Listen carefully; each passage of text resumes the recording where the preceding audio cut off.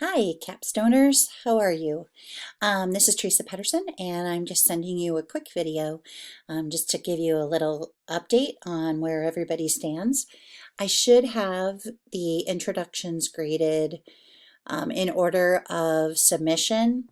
So I was planning on working on the first five that I have to do tonight, and then I'll try to do five per day until they're done. So that should be, we should be finished by Wednesday night.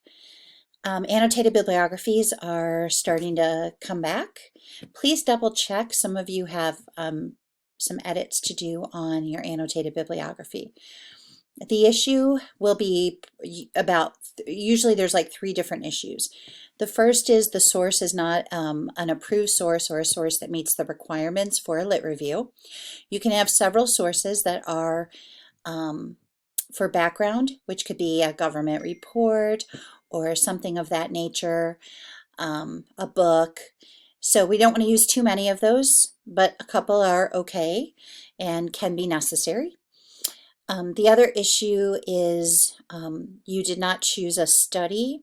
So even though you used a journal and perhaps even a peer-edited journal in your field, it was not a research study.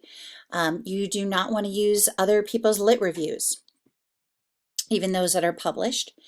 And you definitely cannot use a dissertation or a student's capstone as a source for your paper. It's great to look at those things for formatting and such, or to get some ideas on sources, or to get some ideas on subheads, but they are not peer-reviewed sources, and so as such are not real research that can be utilized for yours. The other issue is within the annotated bibliography, perhaps you didn't tell the methodology, or you didn't explain what happened in the study. You didn't make that connection. So I want to make sure you make that connection, because your annotated bibliography is the first place where you really start to write that lit review.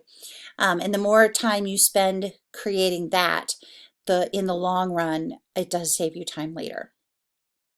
I also want to make sure that you have high quality sources, and I want to make sure that your sources are connected back to your project. So remember, we are looking at K-12 education, and as such, you are not getting a master's in higher ed, and so your project should not be something involving higher education. If that's the case, then we need to talk. Don't forget, you can contact me at 712-470-9556. If you'd like to have a conversation, we can also set up a Zoom call, and that would be fantastic. So go ahead and watch carefully for those assignments to be returned with feedback.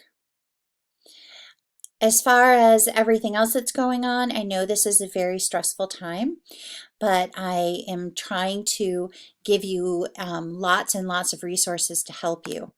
So I'm going to switch over to Blackboard, and I want to show you in Benchmark 3. Make sure that you have reviewed all three parts of the video. This instructional guide for the lit review is a textbook that we do not require you to read, but you may want to look through that. It is written for educators and nursing students. And then if you come down here to the literature review draft, we have uploaded 3 checklists. And these checklists I think that you will find to be very helpful. And as you can see here, it basically has everything that we would expect you to have in here. This is your introduction. This is your literature review. This particular checklist is for the literature review project.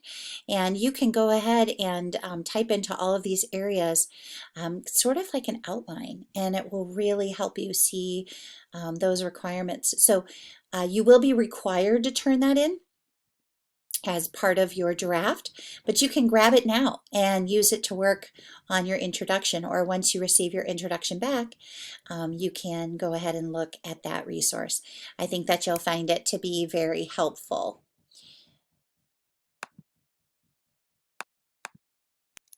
So I hope that you will find that helpful. Please reach out to me if you have any questions, problems, or concerns. I do try to respond as soon as I possibly can, and I'm here for you. Proud of your work, and just continue to take one step forward each and every day. Please know that I pray for you every single day by name, and if you have a prayer request or an issue that's going on, I'm very open. I want to hear from you. I really want to be on your team. Thank you so much.